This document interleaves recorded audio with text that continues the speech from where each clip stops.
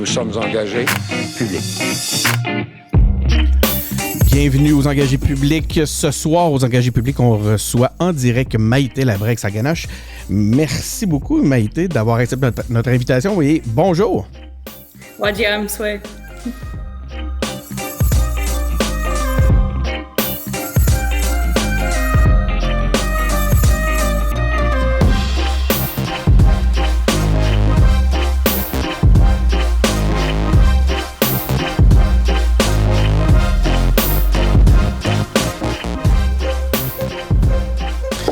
Donc oui, on a la chance de recevoir Maïté Labrec-Saganache en direct. J'espère que vous allez être au rendez-vous, les auditeurs, parce que vous avez cette chance-là de pouvoir aussi poser vos questions. Donc, si vous avez des questions tout au long de l'entrevue, vous n'avez qu'à les écrire là, sur le chat.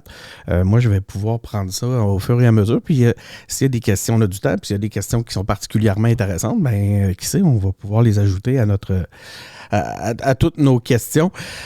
Donc, encore une fois, merci Maïté. Écoute, ça fait longtemps que je suis vraiment content là, de pouvoir te rencontrer comme ça, surtout aux engagés publics. Ça fait un petit moment que je suis ta carrière, que je te vois évoluer de toutes sortes de façons, mais surtout comme militante.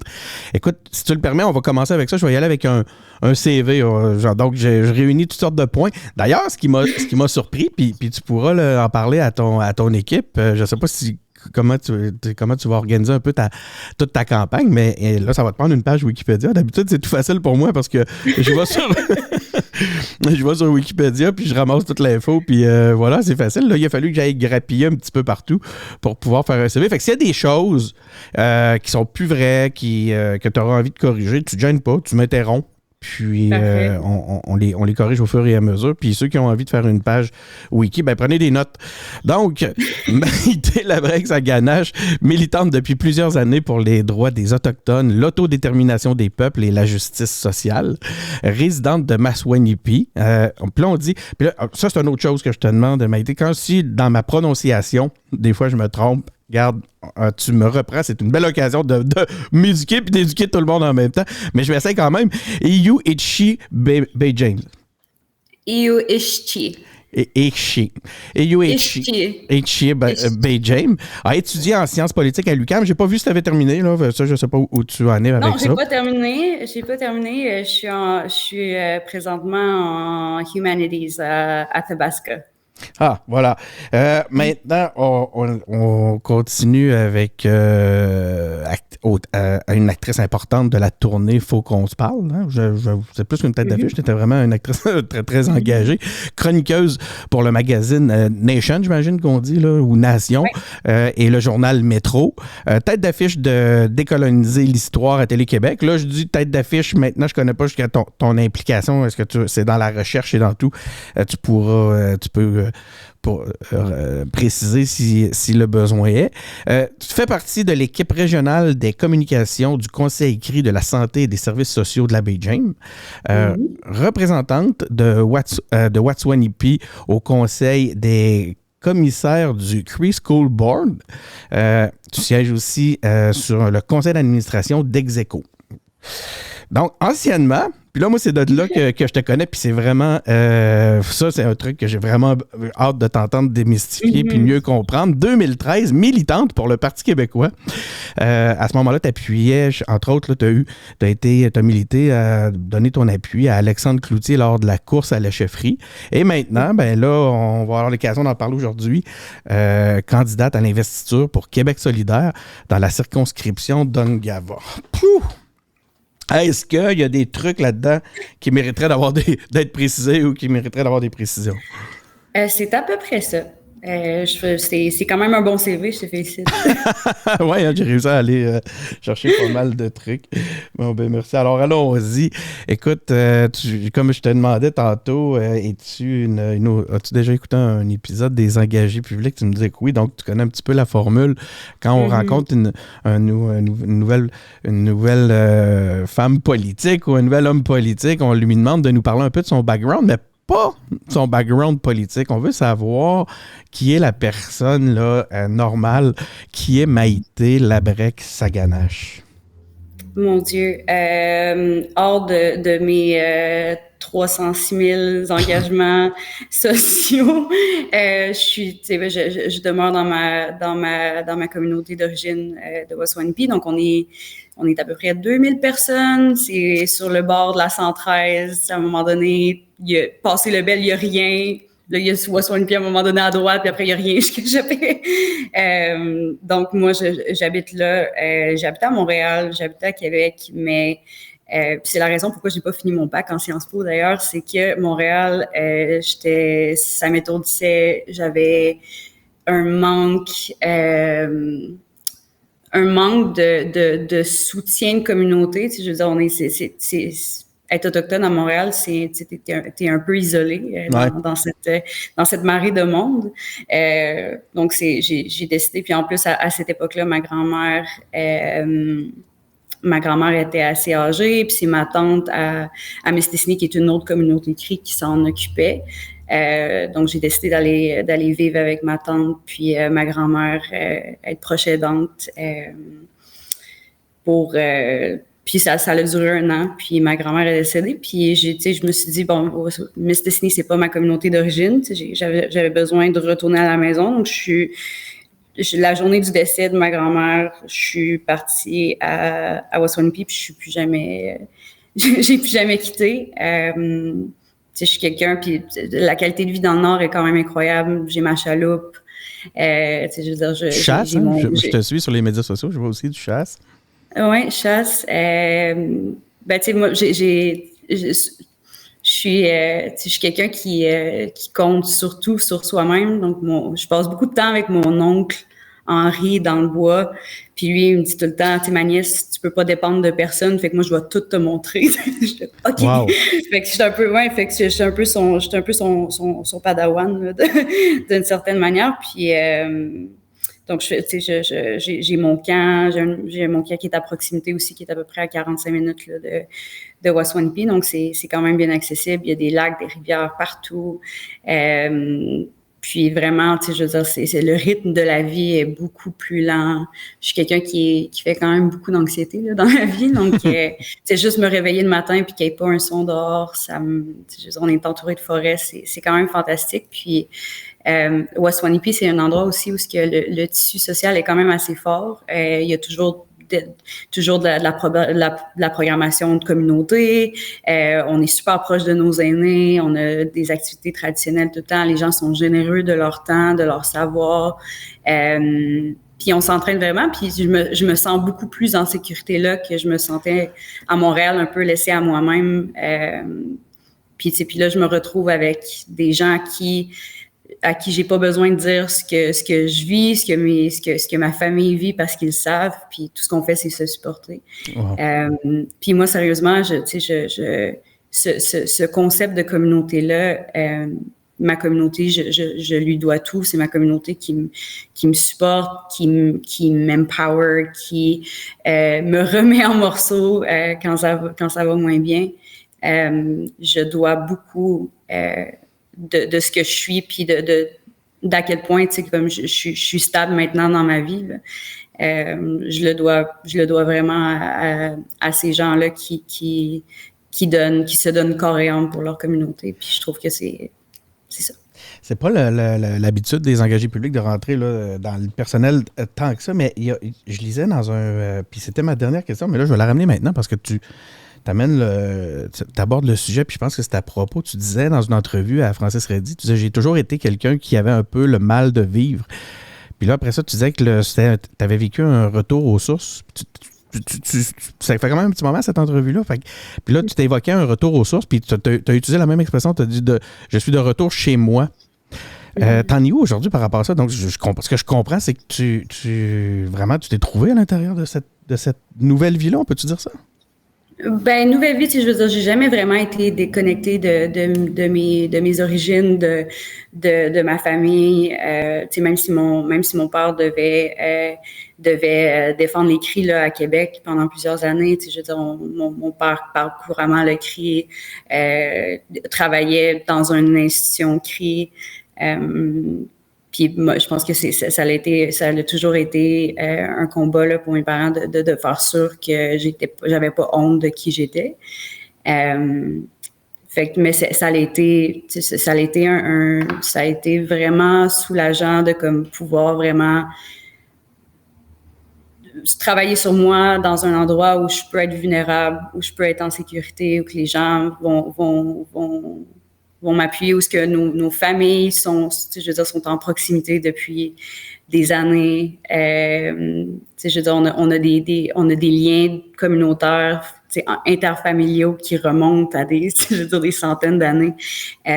Ça fait des gens, je veux dire, ça fait des relations interpersonnelles qui sont quand même assez complexes, mais qui sont quand même très fortes. Puis moi je me suis vraiment placée dans la vie, puis j'ai pu vraiment entamer un long processus de guérison sur moi-même, puis de prendre le temps de penser à moi aussi, parce que justement, finalement, j'étais dans un endroit où je me sentais en sécurité de le faire, où j'avais le temps aussi. Je trouve ça fascinant. C'est vraiment d'être allé comme t'abreuver aux sources. Écoute, on va parler un peu de ton implication en politique. On va revenir un peu sur ces aspects-là tantôt. Maintenant, je suis curieux de savoir c'est quoi qui t'a amené en politique. Puis je sais que toi, t'es une militante de longue date, là, malgré que t'es tout jeune. T'es une militante qui a expérimenté. Ça a commencé comment? Peux-tu me parler un peu de ton parcours de militante? Mon Dieu, ça remonte. Je veux dire, je pense que j'ai ressenti que j'étais différente quand on allait à l'école à Québec, puis on se faisait traiter de cawish, on se faisait traiter.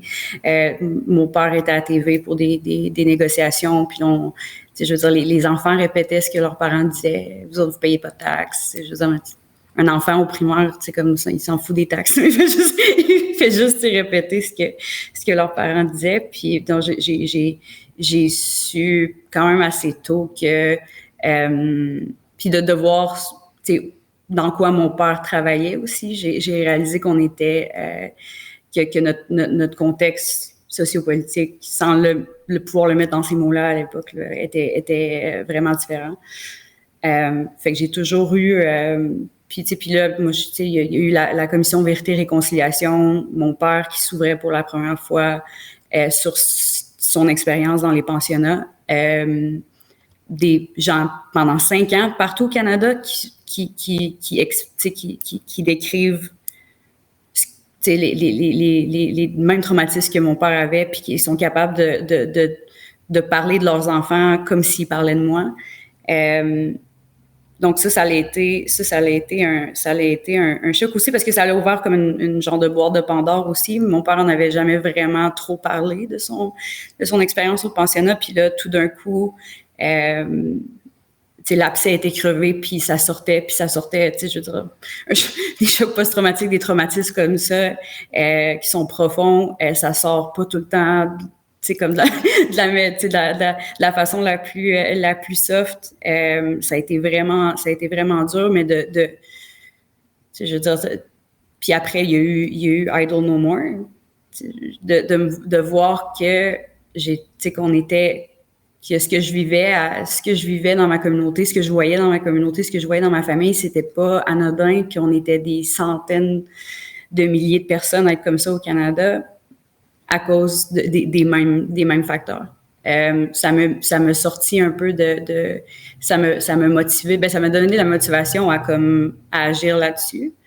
Puis je veux dire, ça a progressé pendant des années. Puis je veux dire, j'ai toujours un intérêt pour la politique. Je suis quelqu'un qui lit beaucoup aussi depuis que je suis très jeune. Je suis quelqu'un qui aime écouter les histoires des gens, partager ces histoires-là. C'est pour ça que j'écris aussi beaucoup. Donc, ça s'est fait quand même naturellement, mais c'est dommage parce que ça s'est fait de façon... Parce que moi, je vivais ces problématiques-là, je vivais ces conséquences-là de politique coloniale. Puis... donc, c'est souvent, tu sais, puis souvent dans mon militantisme, je parle par expérience, je parle par ce que des gens dans ma communauté, dans ma région, dans les autres territoires vivent.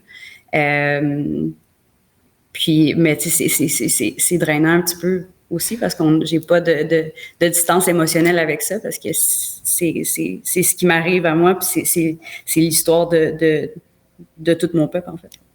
C'est j'imagine, un sentiment d'injustice fort, mais tu as choisi de te mettre en action, c'est ce que je comprends. Ben, choisir est un grand mot, là. À un moment donné, quand tu as toute cette information-là, la seule chose que tu as envie de faire, c'est de te révolter. Je comprends, mais c'est pas tout le monde qui a la force de caractère, de pouvoir s'affirmer. Tu sais, d'ailleurs, on va y revenir. C'est un élément qu'on sent chez toi. Je te connais pas, mais juste de par tes prises de position, on sent un fort esprit d'affirmation. Tu sais. Puis comme c'est pas nécessairement donné à tout le monde, on va y revenir si ça t'ennuie pas, parce que moi, c'est la question que je te disais. Puis là, écoute, je m'excuse parce que c'est vraiment c'est incroyable de t'entendre. Puis on va pouvoir aller plus approfondir ce point-là. Mais depuis que je te regarde évoluer, je me suis toujours demandé pourquoi le PQ. Pourquoi ça a commencé, ou en tout cas, je sais pas si ça a commencé là. Non, là, ce que je comprends, c'est que non, tu as eu tu t'es senti besoin d'implication plus tôt. Mais qu'est-ce qui a fait qu'à un moment donné, t'as convergé vers le PQ comme militante?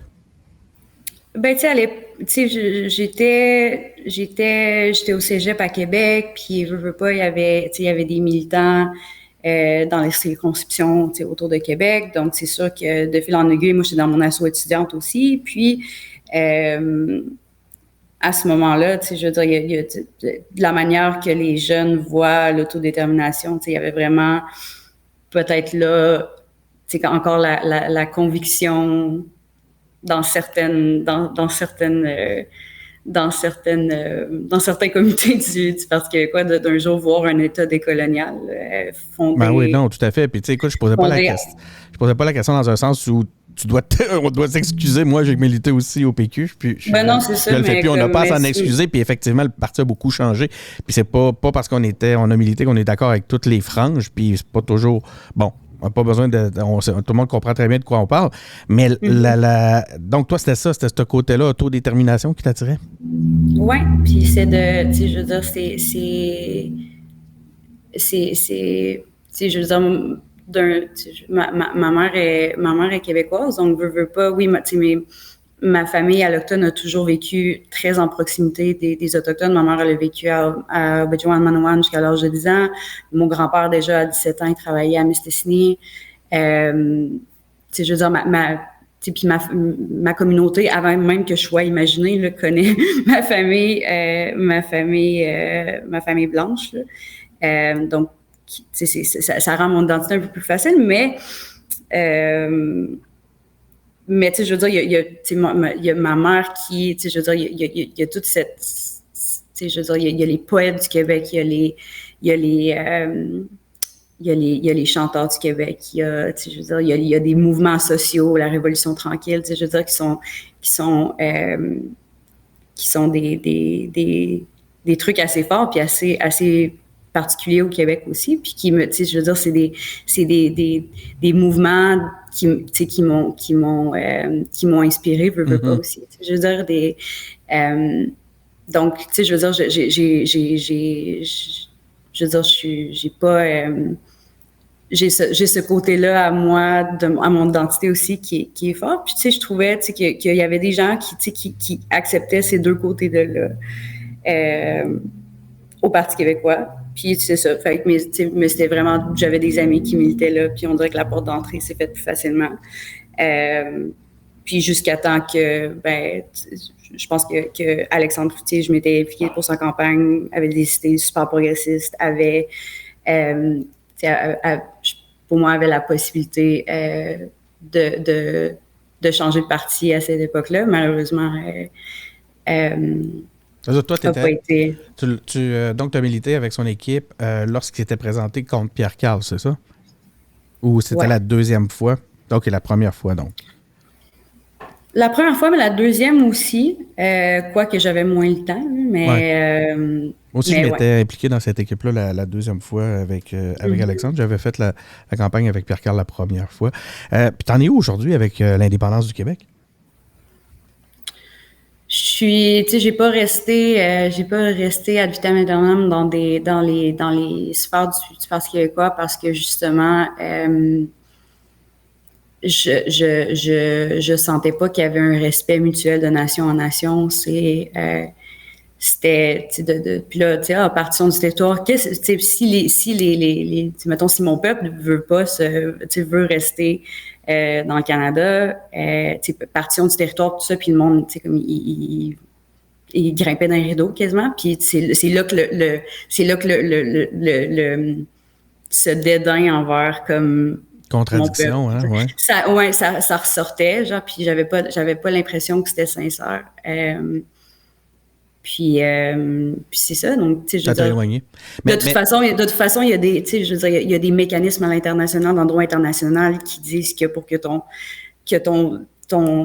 référendum soit légitime, il faut pas que tu brimes le droit d'autodétermination à quelqu'un à un autre peuple en faisant ton autodétermination. Ouais. Donc, tu sais, je veux dire, pour moi, c'était pas des questions à éviter. Tu sais, je veux dire, faut parler de ça. Ah non, tout à fait. Si on parle d'indépendance du Québec. Question de cohérence aussi, là, à un moment donné, de nation. Tu sais, comme nation, vous avez les mêmes droits à l'autodétermination. Exactement. Puis, tu sais, on dirait étant donné que, tu sais, je veux dire, le Canada est séparé en provinces, on dirait qu'on voit les Autochtones comme vraiment nos 11 nations, puis sont juste au Québec. Mais, tu sais, je veux dire, le pays crie s'étend du Québec à la Colombie-Britannique. C'est immense. C'est comme Inuit Nunangat. C'est transversal. Le pays Inuit s'étend littéralement de l'Alaska jusqu'au Groenland avec une langue parlée, de la même langue parlée dans des différents dialectes. Moi, si quelqu'un vient du nord du Manitoba qui parle en cri, je vais comprendre. Donc, tu sais, je veux dire, je trouve que de nouveau, tu sais, de juste prendre les cris, la portion de cris au Québec, puis décider décider de les inclure juste eux autres dans le projet. Pour moi, ça fonctionnait pas. Il manquait un peu de cohérence. Méchant casse-tête quand même, quand tu nous parlais tantôt de justement ton attachement autant à la... Tu te sens québécoise, tu te sens cri. Là, quand vient le temps de parler de dépendance, puis qu'on t'es confronté à cette espèce d'incohérence-là, j'imagine que c'est un méchant choc quand même, même en toi, personnellement. C'est pas évident. Ben, c'est juste dire, c'est sûr que je me bats contre les politiques coloniales du Canada tout le temps, mais je veux pas qu'on nous refasse la même chose dans un autre projet d'État. OK. En ce moment, je veux dire, il y a aucune représentation vraiment autochtone au Québec sur plusieurs niveaux, dans les médias, à l'Assemblée nationale, partout. Puis on dirait que il y a encore ce mépris-là de nous autres, puis de nous voir comme justement de nous voir comme des embûches, puis des gens qui veulent pas coopérer, puis c'est ça. Écoute, cette espèce de représentation-là de la diversité dans les médias, moi, elle m'étonne toujours un peu parce que, on dit, on dit qu'il y a une ouverture actuellement, on voit de plus en plus cette représentation-là de la diversité. Mais ce que je trouve tout le temps un peu triste à l'intérieur de ça, c'est que c'est très rare qu'on va inviter un représentant des peuples autochtones pour lui parler d'autre chose que de ça. Comme si ce n'était que le seul sujet pour lequel on pouvait inviter les gens des Premières Nations. Comme si on peut... Je reviens au terme transversal. Pourquoi vous êtes... Si on était si... si on vivait d'une façon aussi intégrée qu'on le dit, ben crime, on serait on rencontrerait des gens des Premières Nations et des gens de toute la diversité sur tous les sujets, pas seulement lorsque c'est le temps de parler d'eux ou de leur défense. Écoute, c'est avec des gens comme toi, je pense qu'on va continuer à cheminer. Mais là, c'est quoi qui t'a amené à QS tranquillement? C'est ça, un peu une désillusion puis du côté PQ. Puis en tout cas, regarde, je veux pas te mettre les mots dans la bouche, mais j'ai l'impression de comprendre un peu un parcours à travers ça. Je te laisse poursuivre. Puis, tu sais, je veux dire, j'avais pas l'intention de faire de politique partisane non plus. mon père s'est fait chier au Parlement d'Ottawa pendant 8 ans, genre, puis tu sais, ça avait de l'air comme insupportable. Ça a Pourtant, il y été a eu insupportable pour nous autres aussi. il y a eu Tu sais, des bons puis moments, là. Moi, on a des... ouais. On se souvient Ouais, des bonnes... Ça a été, il a mis des bâtons dans les roues intéressants, là. ouais.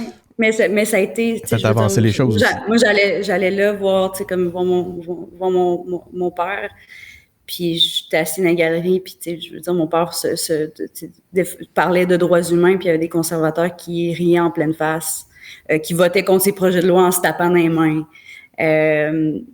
Puis tu sais, puis mon père qui devait rester comme pragmatique, puis qui m'a regardé en voulant dire, ben c'est ça la politique partisane d'un sens. Est-ce que t'as pas la... Fait que, tu sais, moi, ça m'intéressait vraiment pas. Ouais, On me ok. l'a demandé souvent dans le passé, puis j'étais là, non. Puis, mais t'as pas peur que ça t'arrive? Cette espèce de Ouais, rencontrer ce mépris-là? La seule raison pourquoi j'ai accepté cette fois-ci, c'est parce que la demande est venue en premier des gens de ma nation, puis C'est intéressant, ça. au Nunavik. Il y a des gens que je respecte beaucoup dans les communautés qui étaient comme le timing fait en sorte qu'il y a des dossiers importants puis on a besoin de quelqu'un qui représente nos valeurs, nos aspirations, puis juste les succès de nos nations, puis juste, c'est comme avoir une représentation, ça nous prend ça. Ça nous prend quelqu'un qui est notre bord au Parlement. Puis une semaine après, Gabriel m'écrivait un message pour me demander si c'était quelque chose auquel que je pourrais considérer. Puis, mais c'est plus par je pense que c'est plus par devoir envers ma communauté, envers ma nation. Si ma nation pense que je peux être utile là, je suis prête à essayer pour eux, parce que je sais qu'ils vont être derrière moi. Puis ils me l'ont dit explicitement.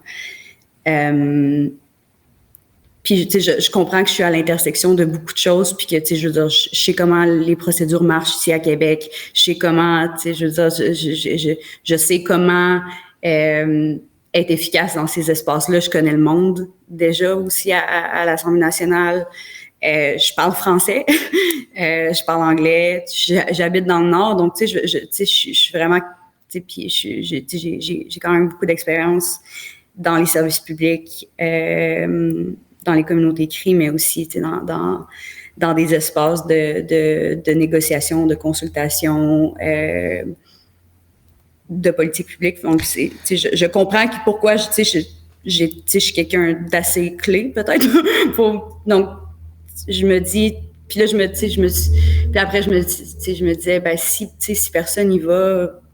on va encore se faire manger à la laine sur le dos, on va encore entendre des énormités, puis je sais pas si... Mon père, il parle souvent du droit à la joie maintenant, là, de comme... de vivre pleinement son droit à la joie, surtout lui étant quelqu'un qui a survécu à un génocide pendant 10 ans. Puis moi, je me questionne aussi, à un an après qu'on trouve des milliers d'enfants dans le sous-sol canadien autour des pensionnats. Mon oncle est encore enterré dans une autre province. On a un certificat d'enterrement, on n'a pas de certificat de décès. Il est décédé. Il est décédé à sa première année de pensionnat quand il avait 5 ans. Puis moi, je me dis, c'est quoi ma responsabilité à moi en tant qu'enfant de quelqu'un qui a survécu à ce génocide-là. Puis mon père, il a donné beaucoup pendant des décennies. Puis mon père, il se lève un matin, il court 10 kilomètres, il écrit, il prend du temps pour lui. Puis je comprends que moi aussi, si je veux faire ça un jour, il va falloir qu'on se dote de mécanismes pour que j'aie le droit de le vivre pleinement, mon droit à la joie. Puis l'autre fois, dans une entrevue, je pense l'année passée, mon père avait dit il y a quelqu'un qui a dit, c'est quoi ton plus grand regret? Il dit que je laisse encore le même, comme un chantier, ce chantier-là de droits humains à mes enfants, que ça soit pas réglé encore, puis que mes enfants doivent se battre encore pour les mêmes choses que je me suis battue. Puis ça, je le ressens beaucoup depuis dimanche, depuis mon annonce. Moi, je vois mes amis qui commencent à fonder des familles, qui ont des projets, qui voyagent partout dans le monde, puis qui vivent leur jeunesse. Puis moi, il va falloir que moi, je m'en vais au BAT défendre mes droits humains là, de base à l'Assemblée nationale. En même je temps, sais pas. Puis des fois, on dirait que je suis comme c'est lourd à porter comme. Mais c'est lourd, Maïté, mais sachant tout ça, est-ce que tu te verrais ailleurs? Réussirais-tu, avec tout ce que tu viens de me dire, avec la charge que ça représente, avec les attentes que les gens autour de toi mettent sur... Puis là, écoute, je veux pas te rendre ça encore plus lourd, mais tu te verrais-tu faire autre chose? Je veux dire, quand je vois juste l'esprit combatif, ce désir-là de changer les choses, de militer, mais aussi, je ressens, puis écoute, je le dis aussi pour moi, je ressens le sentiment d'injustice là-dedans. Là. Du coup, moi, je le fais, je me mets à ta place. Je parle des fois avec mon ami Steve Gros-Louis, puis j'ai peine à englober quelle serait ma réaction, ma peine face à ça, tu sais, à une injustice comme celle-là, tu sais, puis face à tout ça, te verrais-tu ailleurs? Ben c'est ça l'affaire. Si les conditions des Autochtones au Canada, au Québec étaient meilleures, je me verrais peut-être. J'aurais peut-être j'aurais pu développer d'autres parties de ma personnalité. C'est ça, puis je le comprends que c'est plus fort que toi. Quoi que j'en ai beaucoup, tu sais, je veux dire, on te voit faire plein de trucs, là, t'es talentueuse, tout. Fait que, mais c'est sûr que au moins je me dis, je me lance là-dedans en disant qu'au moins j'aurais essayé. Donc, t'es en train de me dire qu'il faut que tu fasses preuve d'un certain sens du sacrifice pour aller en politique comme ça? Ben, je veux dire, si j'avais eu, c'était pas dans mes plans. Moi, j'étais comme, moi, en décembre, en plus, j'ai travaillé toute la pandémie dans le réseau de santé, en communication, à essayer. Puis en plus, nous, on recevait de l'information en français. C'est de la disséminer en cri de façon... Ouais, c'est ça. Là, tu vas nous ramener tranquillement à la loi 96, mais on va en parler. On va en parler. J'arrête pas de dire ça sur tout. Ça fait une demi-heure qu'on jase, ça va durer 2 heures si on continue. Écoute, c'est fascinant. Est-ce que je vais te le demander... Tu sais, quand je demande à un politicien, par exemple, je sais pas moi, il se présente dans Charlebourg, c'est facile. Je demande, parle-moi de Charlebourg, tu sais. Comment on fait pour parler d'Angava comme une unité? C'est grand, c'est énorme, c'est plusieurs communautés. C'est plusieurs pays. Parle-nous-en. En fait, explique-nous comment tu vois ça. Aide-nous à comprendre un peu. Parle-nous de la circonscription d'Angava. Écoute, il y a 9 communautés cris, il y a en haut des Uishti, il y a le Nunavik. Je sais, sont combien de communautés? Je pense sont-tu 14? Je sais pas, mais je suis allée, tu sais, puis je vais quand même souvent au Nunavik pour des formations de leadership. L'an passé, je suis allée enseigner à des jeunes femmes comment faire des plaintes en déontologie, si jamais ils ont besoin. Puis oui, puis de savoir leurs droits dans les services publics, puis comment faire respecter ces droits-là. Fait que je fais des affaires comme ça dans les communautés. Je vais souvent dans les municipalités blanches comme Chibougamau, Chapelle, Level, parce que il faut acheter nos biens essentiels là. Chapelle aussi, je veux dire, si je vais aller à l'épicerie, c'est soit à Chapelle à 45 minutes ou c'est soit à Chibougamau à 1h30. Fait que, veux pas, on connaît les commerçants. Les commerçants sont super conscients que, surtout à Chibougamau, qu'il y a 4 communautés CRI alentour qui font rouler l'économie d'une certaine façon. Il y a sur les panneaux, on voit « Bienvenue, welcome, Wajia ». On se fait tout le temps saluer. On est dans notre langue aussi. Donc, il y a je veux dire, puis même, je veux dire, ma réalité à Waswanipi va être très différente que d'une la réalité de notre communauté sur la côte plus haut comme Wapmaksutun. Wapmaksutun, qui est une communauté fly-in, donc qui est seulement accessible en avion. Même Chasibi, qui est la communauté au bout de la route. Je veux dire, c'est franchement différent de ma communauté à moi. Donc, c'est vraiment, mais je suis quelqu'un je suis quelqu'un qui a une assez bonne connaissance, puis un assez bon network aussi dans tous les territoires. Ngava aussi, qui est la maison d'un des projets politiques régionaux que je trouve super, qui est un gouvernement régional, donc les CRI et les municipalités de la Jamésie, là, donc ça, ont un gouvernement régional. Aux 2 ans, ça alterne la gouvernance. Aux 2 ans, ça va être le grand chef des CRI. Après, ça va être un des maires ou mairesses là, de la Jamésie. Puis, on travaille vraiment main dans la main pour des enjeux qui sont profondément régionaux. Puis, tu sais, je trouve, il y a pas ça ailleurs. J'essaie de penser où est-ce qu'il y a ça, un effort collaboratif, régional, ou de nation à nation. J'essaie de voir où ça se fait. Puis, moi, je suis quand même fière de ça. Puis, oui, c'est pas parfait, mais il y a quand même, maintenant, il y a des belles relations qui découlent de ça. Puis, ça force le dialogue, un dialogue qui est courtois, qui est productif. Puis on apprend à se côtoyer, on apprend à se connaître, on apprend je veux dire, puis moi, je trouve ça fantastique. Puis, je veux dire, l'article Inuit Nunangat, j'ai voyagé quand même beaucoup dans ma vie. Je n'ai jamais vu quelque chose comme l'Arctique canadien. C'est les paysages, les gens, je veux dire, le mode de vie,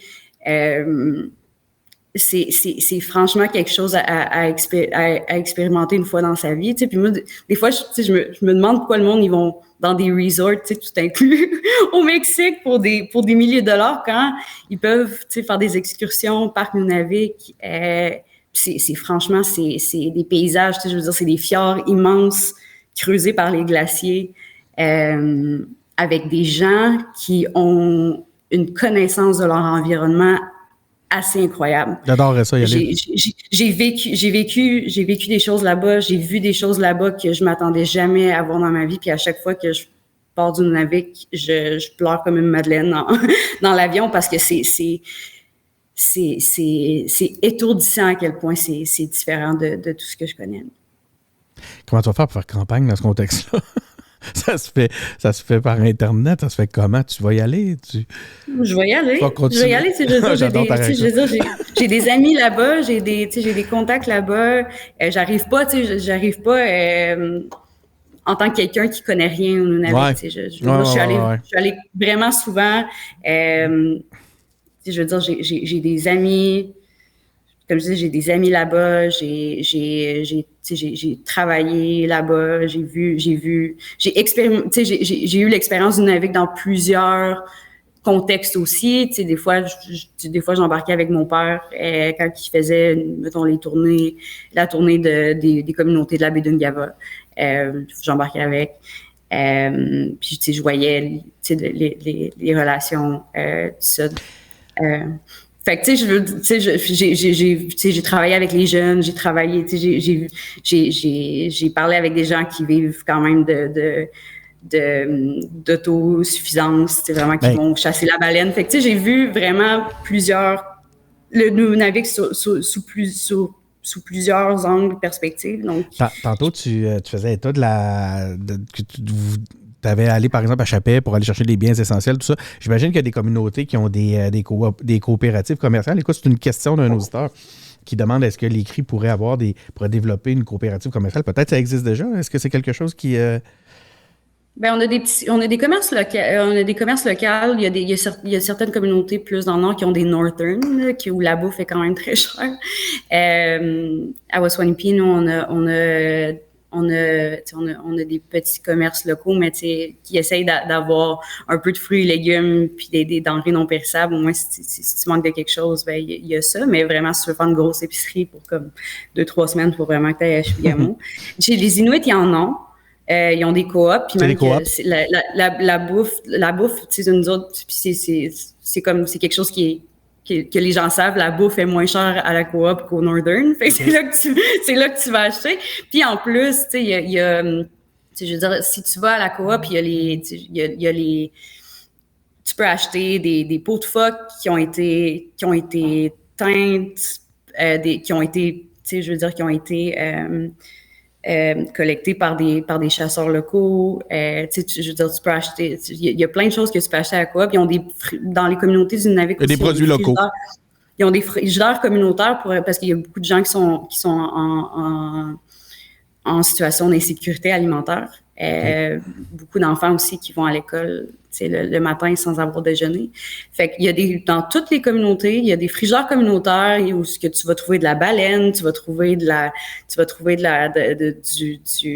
des outardes, du poisson, des Arctic sharks qui sont quand même gros, là, c'est comme des saumons arctiques. Tu vas trouver du caribou. Fait qu'il y a des gens, comme qui vont tout le temps mettre un peu de ce qu'ils prennent, puis même si, mettons, une baleine, ça nourrit quasiment une communauté. Souvent, des fois, ils passent porte à porte pour aller porter des bouts de baleine à chaque porte. Tu sais, je veux dire, c'est fantastique. Fait que tu peux aller dans le frigidaire communautaire, puis au moins, tu es sûr de pouvoir manger. Et moi, je trouve ça assez fantastique. Lors de l'annonce, c'est quoi, ça fait combien de jours? Là? Ça fait quoi? C'était pendant le week-end que vous avez fait l'annonce? C'était dimanche? C'était dimanche matin, oui. Dimanche matin, lors de l'annonce, tu disais... attends un peu, je reprends le sens de tes mots, puis tu me diras si je les ai travestis, là, si j'ai travesti le sens. Je vais être à l'Assemblée nationale pour inviter les décideurs qui disent pour inviter les décideurs qui disent des énormités envers mon peuple, de le faire en me regardant dans les yeux. J'ai l'impression, à travers cette déclaration-là, on va sortir là, d'une façon importante ta personnalité, que je le disais tantôt, là, ton esprit d'affirmation, mais un peu aussi ton petit côté frondeur. Comment tu vas faire pour garder le calme? Tantôt, tu as évoqué le calme de ton père. Il me semble, je te vois des fois être un peu plus grinçante puis perdre un peu, peut-être un petit peu ton calme. C'est sûr que j'étais dans une position qui me le permettait. Puis, je suis quelqu'un, que si je me fais troller sur Twitter, je vais répondre avec des memes, Je réponds avec des memes. Moi, j'adore. Je vais pas commencer je vais pas commencer à écrire des romans puis à perdre mon temps. Je suis particulièrement fan de ta façon dont tu réponds à tes détracteurs. C'est très drôle. Il y a du monde qui m'écrit des paragraphes. Mais tu sais, là, c'est sûr que là, tu vas être à l'Assemblée nationale. Il y a un décorum à l'Assemblée nationale. Puis le but, c'est de pas justement faire de l'ombre aux problématiques dont je parle avec une attitude. Non, c'est ça qui va te ramener. Je suis quelqu'un de poli, puis je suis quelqu'un de posé comme mais je veux dire, il y a surtout, l'an passé, on est dans un été un été qui a été traumatisant là, avec toutes les nouvelles sur les pensionnats, puis les tombes non identifiées.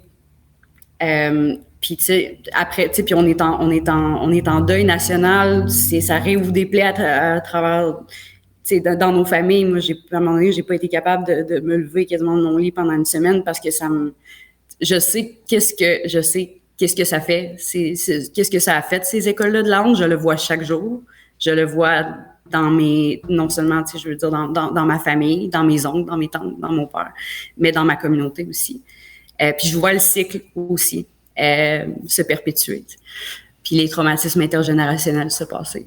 Puis après tout ça, t'as François Legault qui dit non, nous autres, on n'aura pas de journée fériée pour ça. Parce qu'on a déjà trop de congés au Québec. Il dit ça de même. Tu sais, je veux dire, nous autres, on est, tu sais, je veux dire, de répondre ça.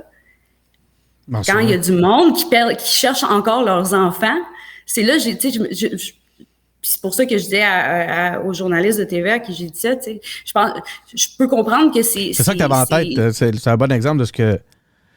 Je peux comprendre. Oui, mais il y en a tout le temps de ça. Puis je peux comprendre que c'est facile de dire ces choses-là quand les gens concernés sont pas dans la salle. Mais comme j'aimerais ça qu'ils me le disent dans mes yeux, puis qu'ils avec la même aisance si c'est vraiment... C'est peut-être ça va être confrontant d'avoir quelqu'un... Non, je comprends. Écoute, l'exemple explique très bien là, de quoi tu nous parlais quand tu as amené cette nous autres, on a déjà assez de congés au Québec. Tu sais, je veux dire, il y a du monde... écoute, pendant qu'on pleure nos membres de famille, pendant qu'il faut remettre nos parents en morceaux parce qu'ils s'écroulent encore, parce que c'est trop dur à assimiler comme information. Nous autres, on est là à rusher, puis tu dis ça, tu sais, j'étais comme... aucun respect. Donc, tu pourras réagir lorsque tu auras ton siège. C'est ça. C'est quoi là, tu en as évoqué plusieurs à travers tout ce que tu as. C'est pas le nombre de combats qui va manquer, mais les grands dossiers dans Ungava, on a parlé de justice pour les femmes, pour les enfants de pensionnat, mais là, il y a tous les services de base, que c'est pas facile. Oui, absolument. Puis je veux dire... Il y a, la crise du logement, je veux dire... Non, ça n'existe pas, la crise du logement. Juste. la crise du logement, le manque de personnel dans le réseau de la santé, qui est une crise nationale partout au Canada. Même chose pour le manque de personnel enseignant. Ce sont des crises qui sont pan-nationales, mais ces crises-là frappent encore plus dans le Nord. Puis nous autres, les Cris, les Inuits, ça nous coûte vraiment cher à nos nations de donner des bonus de rétention, puis d'essayer de donner les meilleures conditions possibles pour essayer de garder nos enseignants. Tout ça parce que le gouvernement du Québec juste refuse vraiment de se pencher sur la question. Puis ça, tu sais, je veux dire, souvent il y a du monde qui sont arrête d'être militante, blablabla, mais tu sais, c'est des services publics. Tu sais, je veux dire, le gouvernement a la responsabilité d'offrir des services publics à tout le monde. Puis un système de services publics qui est navigable aussi. Ça, c'est un autre problème. Mais tu sais, je veux dire, même les gens... Excuse-moi, qu'est-ce que tu entends quand tu dis navigable, tu veux dire dans lequel on est capable d'évoluer? Il y a une référence à la loi 96, là, à travers ça, peut-être. Qu'est-ce que tu entends? En fait, explique-le-moi, qu'est-ce que tu entends par navigable? Il y a ça, mais il y a aussi, tu sais, je veux dire, il y a encore beaucoup de racisme dans les services publics, surtout dans les services de santé. On l'a vu avec Joyce Echaquan. Puis souvent, ces biais-là, tu sais, je veux dire, c'est des biais inconscients qui ont été enseignés au fil du temps, tu sais, mis dans la tête du monde. Par plusieurs choses, je veux dire, le curriculum d'histoire au Québec qui nous dépeint un peu comme des barbares qui avaient aucune connaissance, qui attendaient juste de se faire coloniser. Les couvertures médiatiques de certains enjeux, on se souviendra à quel point la crise d'Oka, ça a été dommageable pour la réputation des communautés autochtones puis leurs revendications, tu sais. Fait que souvent, tu sais, je veux dire, on se heurte à ça dans nos Écoute ça, là. En essayant de naviguer les services publics, puis tu sais, je veux dire, puis des fois, c'est plus profond que ce que je disais, là. OK, je comprends. Mais puis en plus, tu sais, je veux dire, suite à la mort de Joyce Echaquan, la coroner a été très claire là-dessus que Joyce Echaquan ne serait pas morte si elle n'avait pas été autochtone, parce qu'elle se présentait avec des mots de vente, puis eux autres assument, elle s'abrosse, tu sais, puis ils parlent comme si elle faisait un show, mais elle est en train de mourir. Écoute, c'était les biens conscients que tu évoques, là, ça, moi, là, ça me frappe d'une façon incroyable, à un point tel que, des fois, tu sais, puis je suis un bon exemple, là, j'ai 50 ans, je vis à Charlesbourg, il y a le territoire de la nation Wendat juste à côté, puis c'est comme si c'était... je connais rien, ça n'a pas de sens, ils sont à quelques kilomètres de chez moi, puis je connais rien de leur vie, je connais rien d'eux, pratiquement rien. Puis, mais ce qui me frappe le plus, c'est de voir à quel point c'est incrusté dans notre langage, à un point tel où on en vient que quand tu t'es conscient et que tu veux tu veux justement, tu veux pas être victime de ces biais-là, ben tu es tout le temps en train de penser parce que tu te rends compte, tu dis notre langage est rempli de termes puis de façons de présenter les choses qui représentent pas la réalité puis qui peuvent certainement pas mettre en place un terrain de confiance. Puis c'est fou! Tu sais, ça va... Moi, je l'ai fait, là, devoir passer 15 heures par jour à l'hôpital pour pouvoir traduire pour ma grand-mère pour qu'elle se fasse comprendre par le personnel, là. Parce que puis là, il fallait que j'écrive des fois des phrases phonétiques sur des papiers aux infirmières. Là, je suis comme, si tu lui dis ça, elle va te répondre soit ça ou ça veut dire ça. Puis là, qui essayait au moins d'apprendre des petites phrases super simple, t'as-tu mal ou t'as mal, pour être capable au moins de la comprendre un peu quand j'étais pas là. Mais si j'étais pas là, il allait chercher un autre patient en cri, qui a une jambe cassée, puis la madame, elle parle pas français ou anglais. Ma grand-mère ne parlait aucune autre langue que le cri. Fait imagine, je veux dire, imagine à quel point ça puis elle me disait souvent, ma grand-mère, merci juste d'être avec moi. Puis là, elle voulait faire un somme, puis elle était comme, tu s'en vas-dessus? Là, je disais non, je reste ici. Elle était comme, OK. Puis elle se sentait assez en sécurité pour pouvoir dormir parce qu'elle savait que quelqu'un allait la protéger. Juste penser à quel point, comment qu'elle devait sentir toute seule, qu'elle pas être capable de se faire comprendre à l'âge qu'elle avait, était quasiment aveugle aussi. Puis la confusion qui devait venir avec ça parce qu'elle a commencé à avoir de la démence aussi. Ça me fait vraiment de la peine. Puis ça a été, je veux dire, moi, j'ai été chanceuse que ma boss me laisse travailler de l'hôpital parce que j'avais besoin de savoir ma grand-mère en sécurité. Puis je voulais pas qu'elle soit laissée à elle-même en totale confusion. C'est rough, pareil. Des fois, c'est l'eau potable. Mm-hmm. Il y a des endroits où il n'y a pas d'eau potable, carrément. Oui, ou bien, tu sais, mettons, chez nous, oui, c'est de l'eau potable, mais c'est de l'eau dure, là. Il faut que je lave tout au vinaigre sans cesse, là. Ah ouais. Puis, oui, fait mais tu sais, je veux dire, une communauté comme Kitsakik, qui n'a pas d'eau courante ni d'électricité en 2022. Puis là, ils sont comme, ils vont avoir l'électricité en 2025. Je trouve ça... Il y a un auditeur qui demande, c'est quoi la part du fédéral versus du provincial dans ce genre de dossier-là pour justement, comment tu navigues à l'intérieur de ça? Puis en même temps, ça pose la question à savoir quels seront tes leviers de pouvoir ou quels sont les leviers de pouvoir dans cette espèce de contexte-là où il y a une forme de responsabilité qui n'est pas toujours, en tout cas, de parler pour moi, là, qui n'est pas toujours claire. Ben, tu sais, je veux dire, tu sais, si tu vois que le fédéral, il le fait pas, là, tu sais, pourquoi, en tant que tu sais, pourquoi toi, dans ta province, tu décides pas, hey, on va le faire, puis on va le faire dans les... Ouais. Dans un framework qui va marcher, puis on va apporter ça, on laisse pas de citoyens derrière. T'sais. Ouais. Habituellement, je veux dire, ça serait ça, ça devrait aller chercher les... Puis il y a un principe de ça en santé qui s'appelle le principe de Jordan. Jordan qui était un enfant malade, là, qui était autochtone. Puis, dans le fond, pendant que le fédéral puis le provincial s'ostinaient sur qui allait payer ses soins de santé, il est décédé parce que, justement, il n'y a pas eu de... Pendant ce temps-là, il n'y avait pas d'accès à des soins. C'est une histoire vraie, puis il y a un principe maintenant que tu peux... C'est vraiment comme une entité où les gens, pour pas être pris dans cette situation-là, peuvent appliquer au principe de Jordan pendant qu'eux autres, ils règlent leurs affaires administratives, pour être sûr que personne meurt. Puis en plus, nous, dans ma circonscription, on est sous la Convention de la baie James aussi, donc il y a le provincial a une grosse, a une grosse partie des responsabilités, étant donné que ça nous a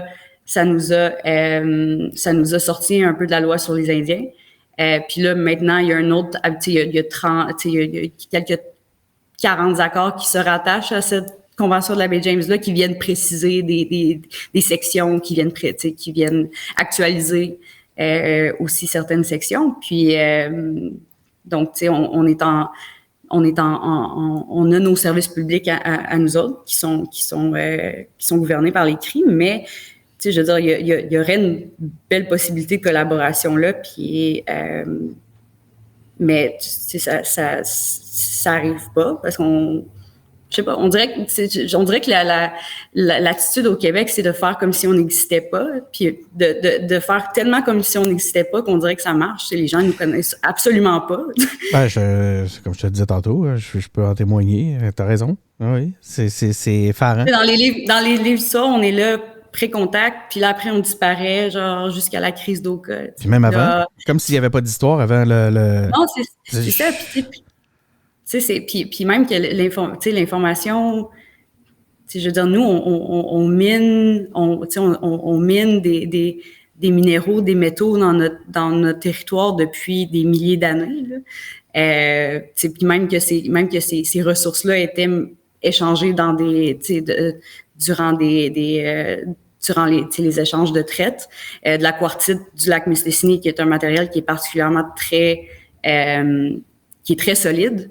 Donc, les pointes de flèche qui étaient plus résistantes, on les a retrouvées jusqu'à Boston, au Massachusetts, parce que en plus, c'est comme, oui, c'était une bonne ressource pour échanger, mais ça se passait de génération en génération parce que c'est vraiment comme de qualité.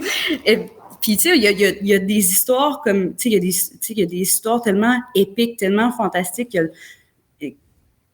que les gens, tu sais, ignorent. Puis, c'est dommage parce qu'on, tu sais, je veux dire, je pense que c'est volontaire de nous garder, tu sais, je pense que c'est nécessaire à Terra Nullius de faire comme si on n'était pas avancé, comme si on était juste du monde qui survivait, tu sais, qui avait aucune organisation, tu sais, sociale, politique, spirituel. Pourtant, tu sais, s'il y a bien un système social compliqué, c'est le système clanique, tu sais, de beaucoup de communautés, là, de beaucoup de nations au Canada.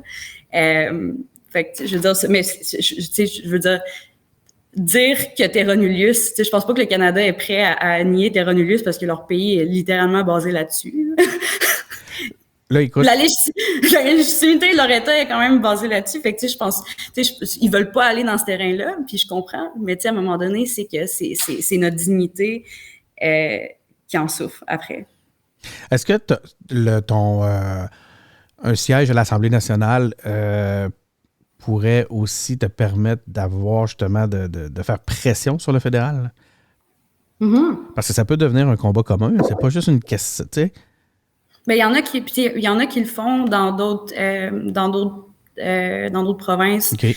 Il y a Nahanni Fontaine qui est à la législature au Manitoba qui est super. T'as des gens comme Wab Kinew, comme Sol Masqua qui est député aussi, qui est député en Ontario. Tu sais, je veux dire, là, tu sais, on en voit au Manitoba, on en voit, tu sais, dans les prairies, puis ici, il y en a, tu sais, ça tarde toujours.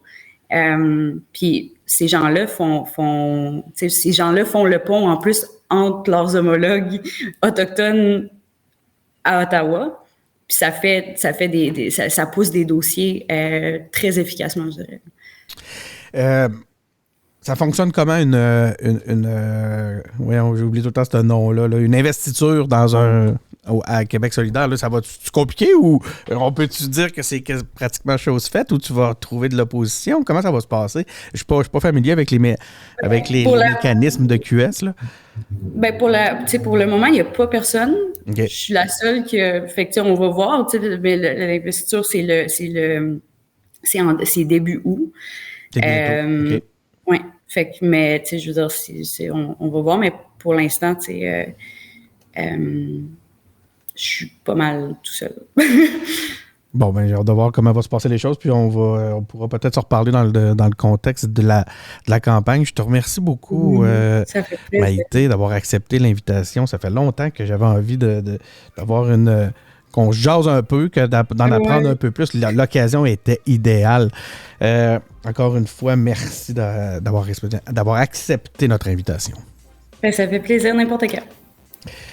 Merci beaucoup, chers auditeurs, d'avoir été à l'écoute. C'est Denis Martel qui est au micro. Donc, des entrevues comme ça, on en a plusieurs. Hein? On en a sur Facebook, sur YouTube, on en a sur SoundCloud, sur Spotify, sur Apple Podcast. On est sur à peu près toutes les plateformes possibles et imaginables. Donc, encore une fois, merci d'avoir été à l'écoute et on se retrouve lors d'une prochaine entrevue ou d'un prochain épisode. Merci beaucoup.